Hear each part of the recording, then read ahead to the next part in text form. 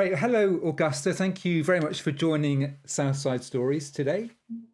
Hi, Matt. Hi. Great to have you here.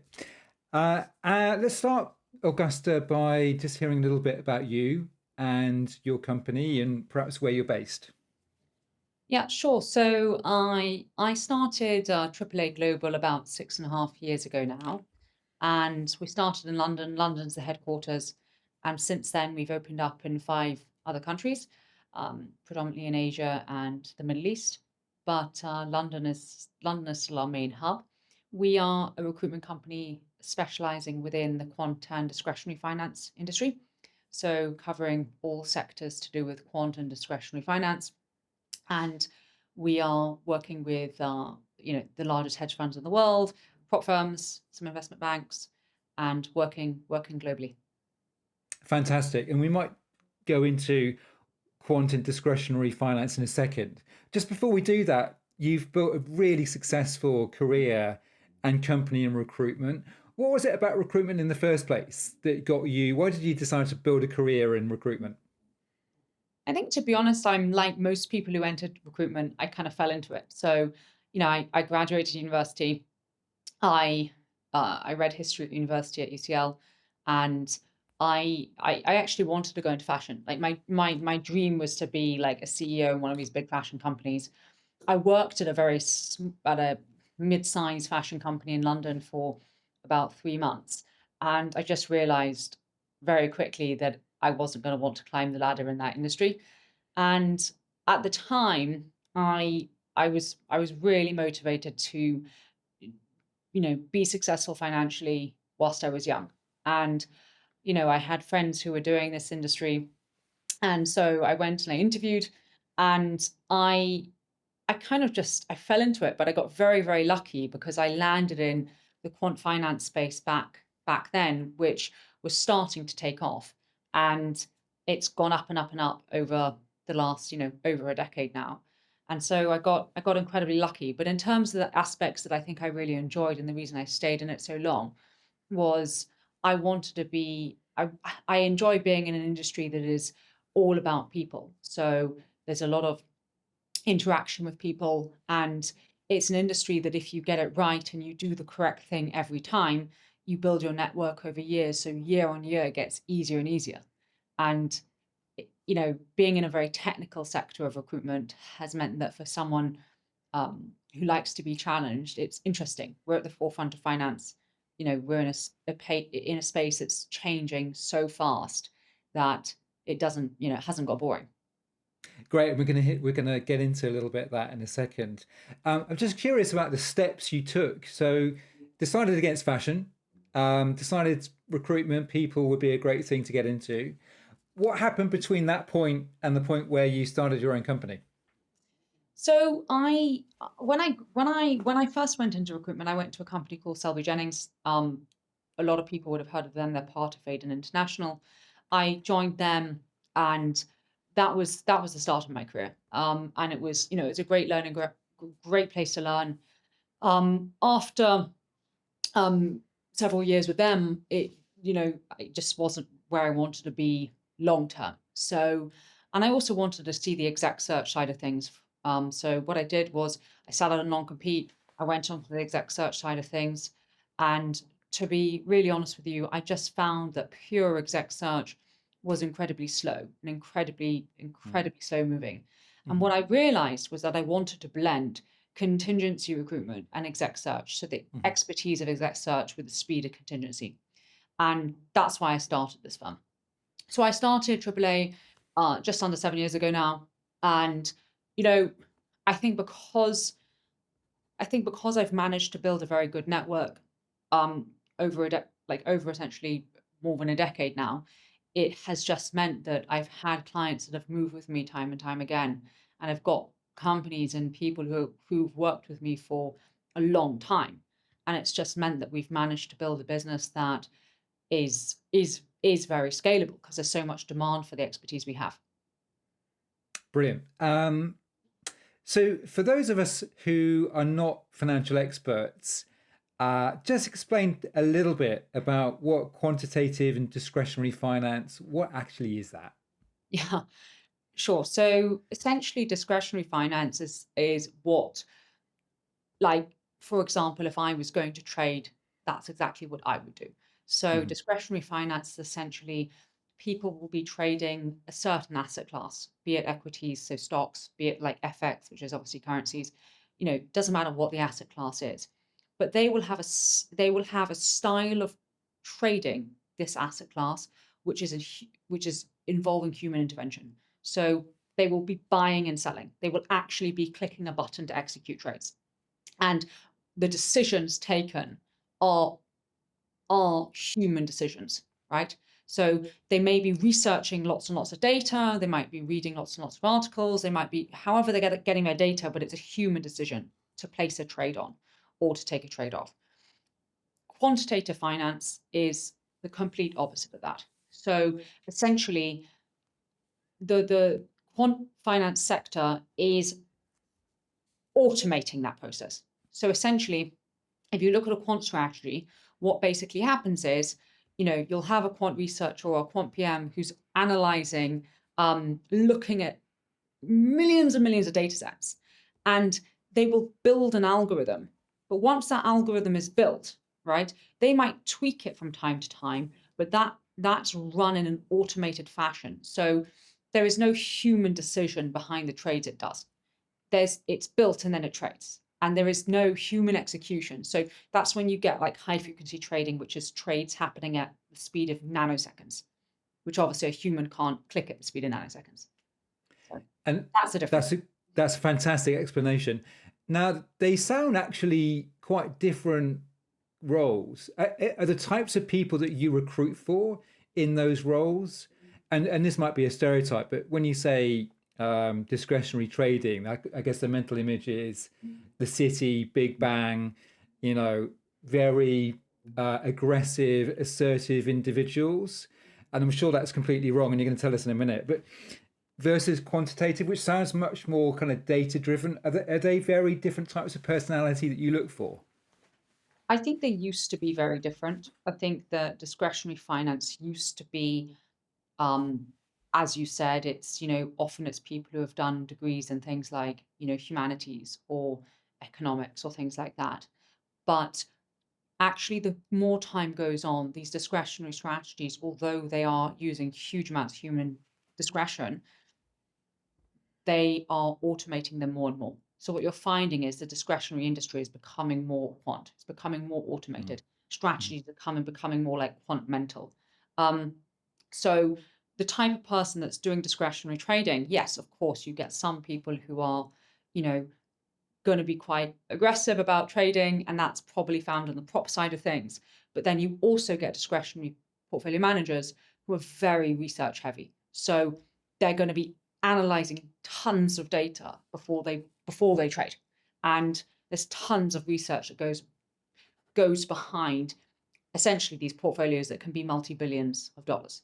So it's not necessarily the type of person that you're thinking. Then on the quant side, obviously, these are people who have done masters and PhDs in things like computer science and operational research and statistics.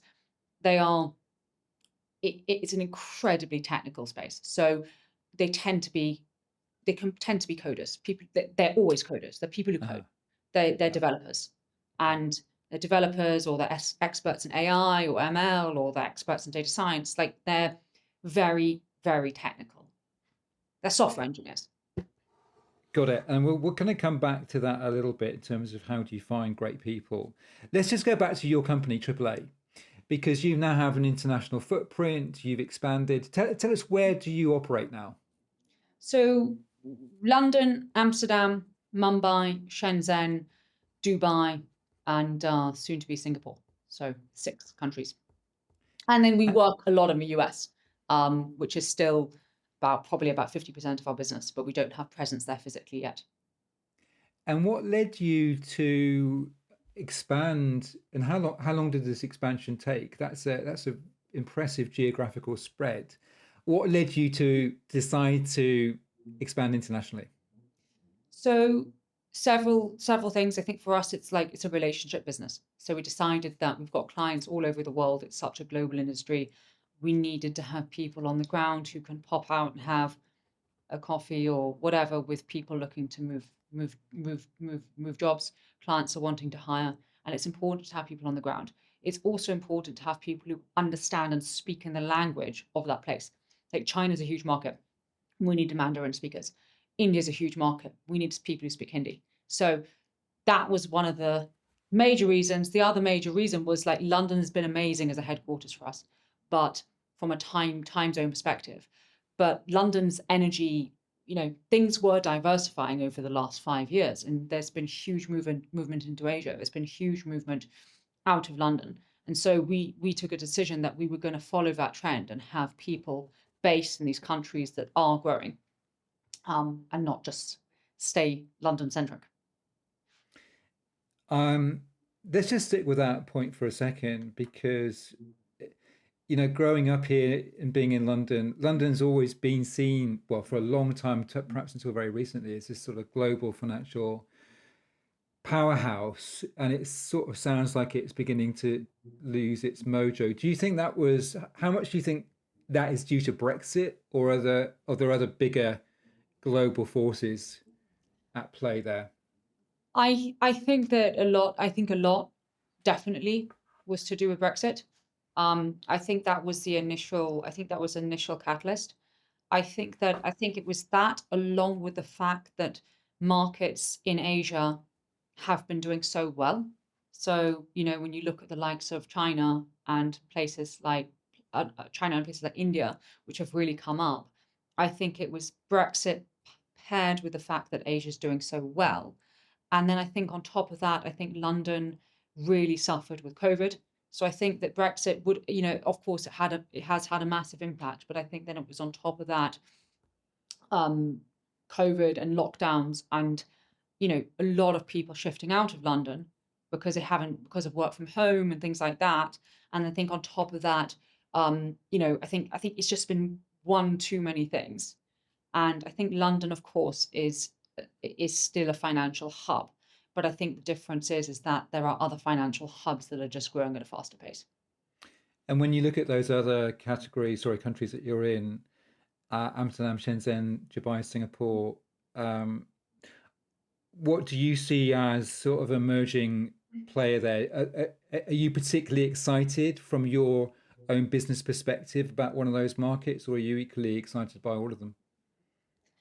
I think I think I think all of them are exciting. That's why we were Mm, there. But hmm I think that for us, Mumbai in India generally is a huge push hmm factor for us at the moment. I think that India as a whole has been doing incredibly well in the quant finance sector, and I think that for us is a really big, a really big market for us. Clients' demands, also talent we can hire for our firm as well. Like so much like amazing talent that you can hire that want to get into our industry is over in India. And then I think the second market that for us is also is just as exciting is Dubai and you know GCC, Abu Dhabi, that whole region. Like I think the Middle East, um, you know, they obviously benefited out of COVID, right?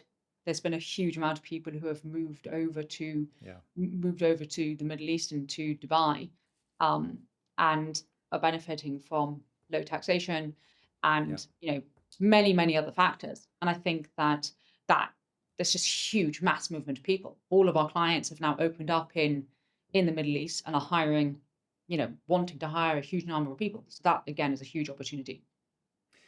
Your team and the way it's distributed right now, what does that look like? Is London, for example, still your biggest office location, and how do you think that's going to change over the next couple of years? London's definitely our biggest team. Hmm Um, but to be honest, India now for us is India is about, I would say five or six heads behind London. So, it's not actually that much smaller. I think that London will always remain London for now anyway. I have no plans to change our headquarters. I think that London is renowned to be a very, very good service center. And I think that, it's still got a very, very good reputation. And I do think that we will keep it as that. But I think that what's going to happen is we are going to build out in all of our other countries, and we're going to open in the US as well. So I think what will happen over the next 2 to 3, 4 years is that we will have 7 countries, all of a similar size.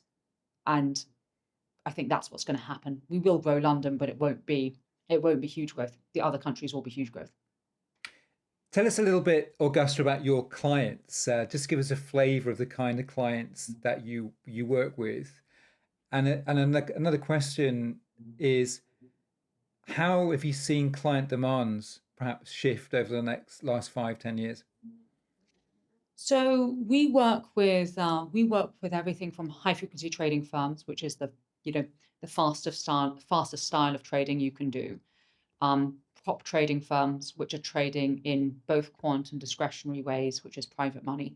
We work with hedge funds, which is obviously investors' money. We work with some of the biggest hedge funds in the world. And then we work with asset managers, we work with sovereign wealth funds. So we work across the Mm. spectrum of investing. And the reason that we've done that is, and we work with tier one, tier two startups, we work with all levels of firm. And the reason we've done that is because we want to be able to have, it keeps it interesting. We want to be able to help different types of firm. And B, it also enables us to help any type of person that comes to us because we have a different offering.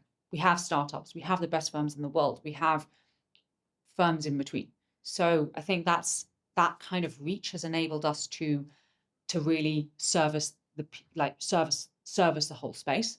I think on top of that, um, we never work with too many top firms because in our industry we can either help a firm grow or we pull out of them. So we can't pull out of a firm and put into a firm. So for us, we never ever sign off to work with too many top firms because we obviously will select a few and then we will pull from all their competition. So we don't want to then work with their Yeah. competition. So we're very selective of who we work with. Um, like we either work with you or we don't, and it's unfortunately that's the way it is. Um, I've forgot what the other question was. Sorry. Trends in terms of perhaps the type of Oh, role hiring. they're hiring for or demands for a particular quality of candidates. So so we've definitely seen a shift to people needing talent that can code, like even in the discretionary space. So that's been a big shift.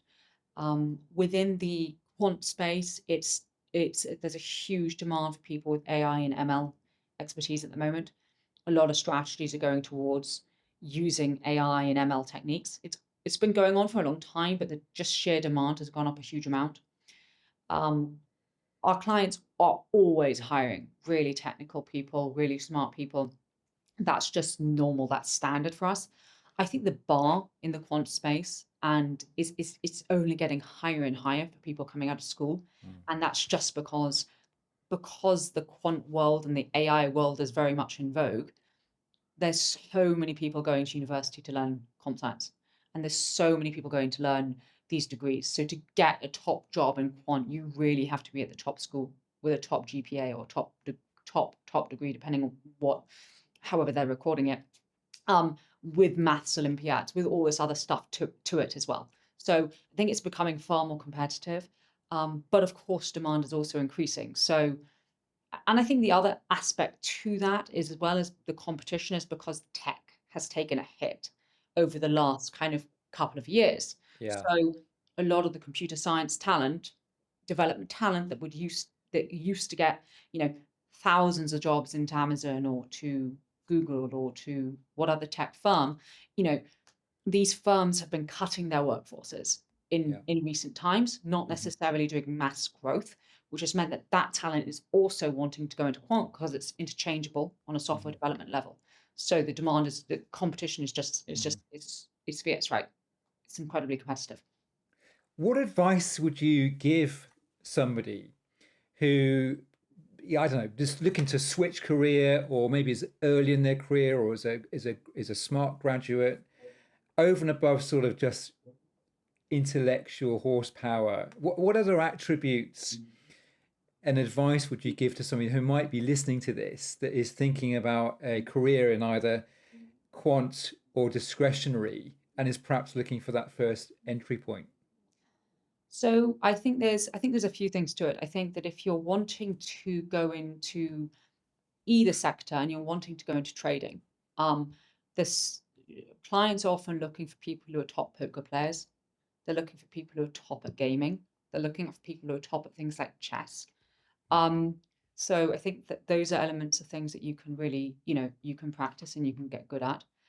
On top of that, obviously, you've got competitions that can make you stand out, like maths Olympiads, um, you know, all these kinds of competitions that are run within quant.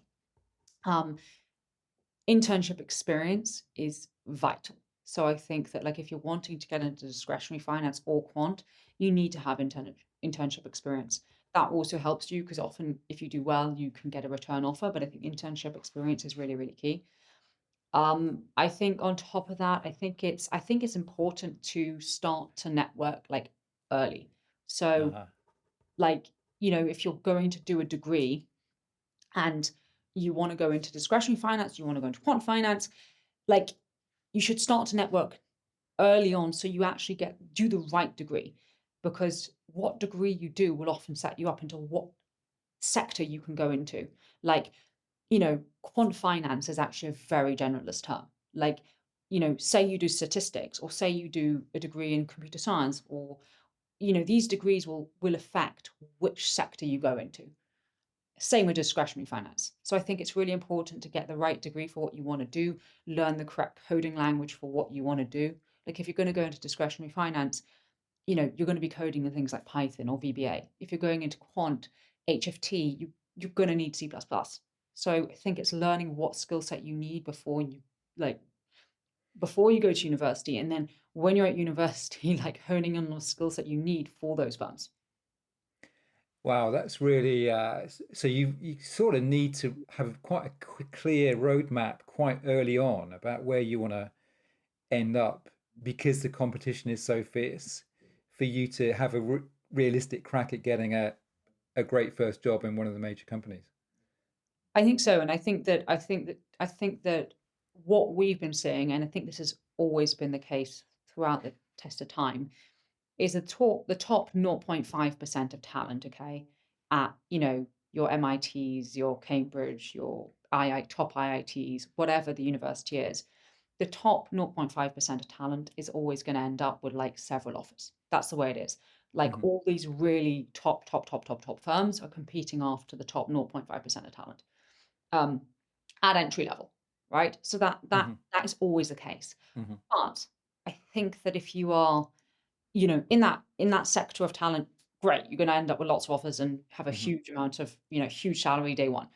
Hmm. If you're in the kind of like your top 1% or your top 2%, so you're Hmm. just slightly down, then you can still land a really top job by knowing the right person, getting the right internship, having the right skill set, having the right character, the right cultural fit.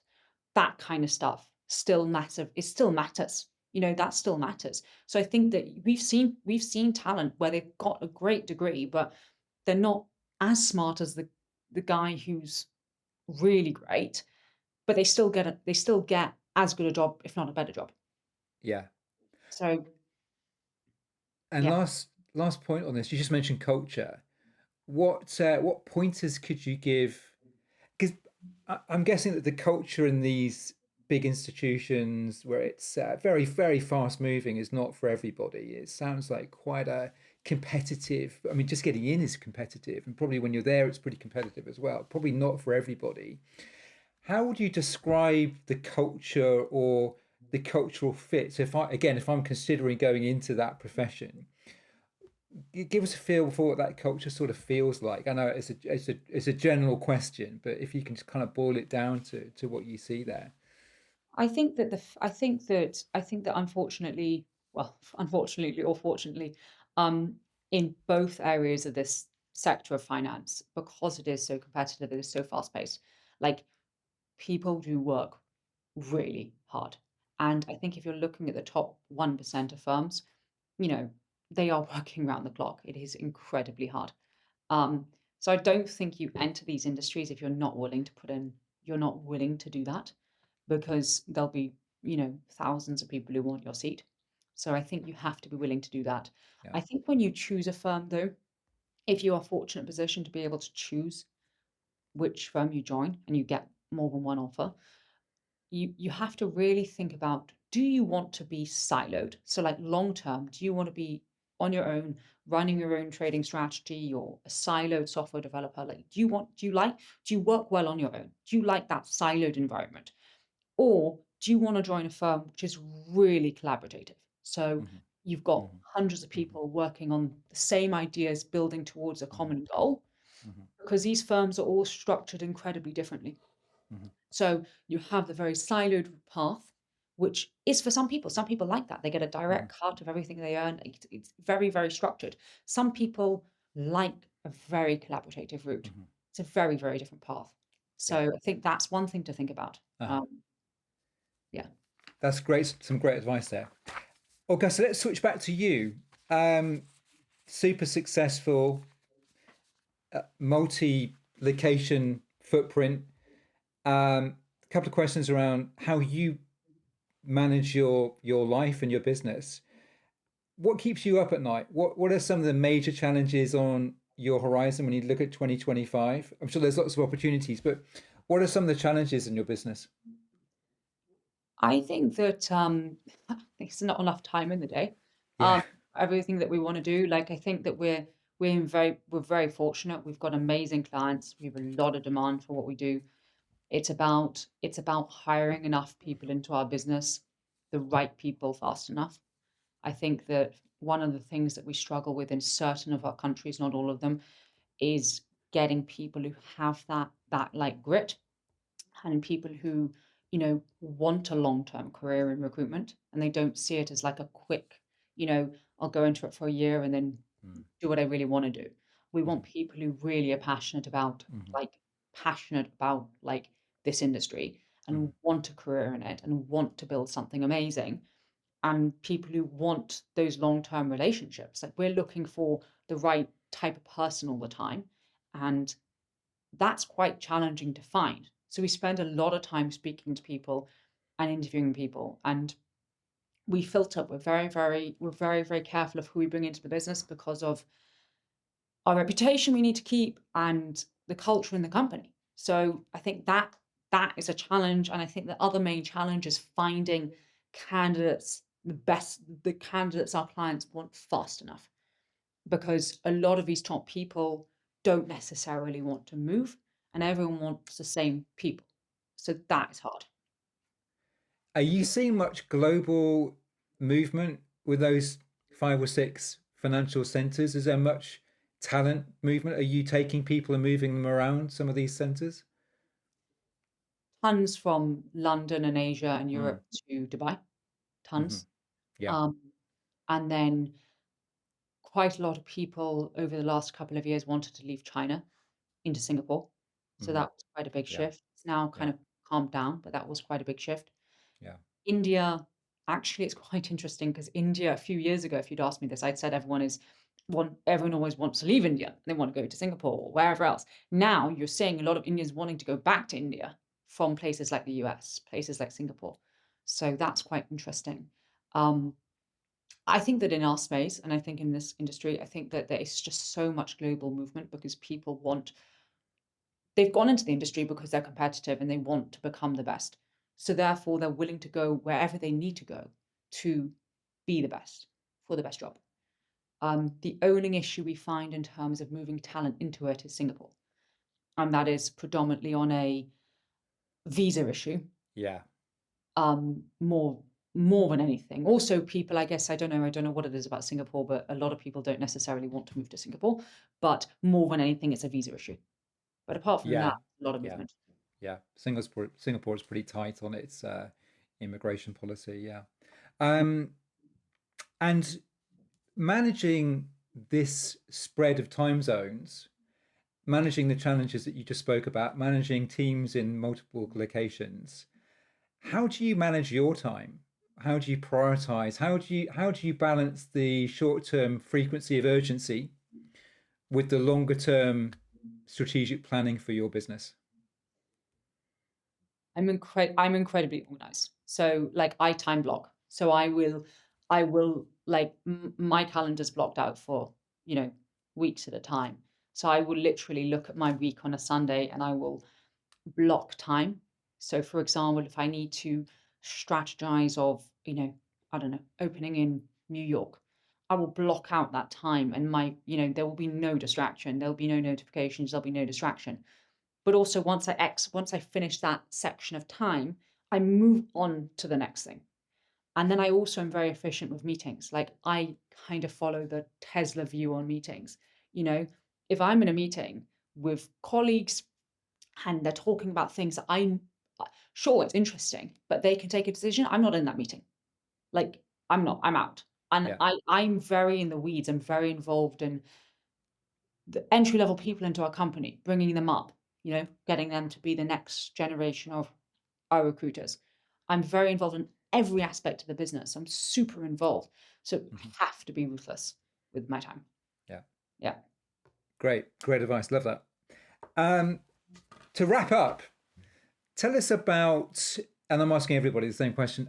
Tell us about an inspirational leader or somebody you've worked with or a colleague, but somebody who's had a significant influence on your business career. Oh, where do I start? There's a lot of people who've had a lot of influence on my career. Um, if I was gonna talk about one person that I've not met, but um I love is Ray Dalio. I like his whole view on radical transparency and his whole philosophy on, like essentially complete transparency. Like if I don't like the way something is done in the business or if somebody's doing something wrong, they will know. Like it's completely transparent. Like the way we pay our sales team globally is the same. So there's no like, they sit in India, they have a different commission structure to the guys in London. No, no, no. It's completely transparent. So I really think that that has had a massive influence on my life. Um, and then I think, to be honest, it's hard to name. There's so many people. I have one client out in Chicago, probably it's the most successful HFT trading firm of all time. And it's a very collaborative environment, super collaborative. And the concept is that, people don't work on, more brains are better than one. So although we run a very kind of people have their own work and they're siloed, there's tons of idea sharing and there's free information flow across the business. So there's a lot of collaboration. I've learned that from one like very successful firm which like believes in that. So yeah. Two great examples. Thank you, Augusta. Really enjoyed our conversation, and best of luck with 2025 and beyond. Thank you. Thanks for your time. Thank you.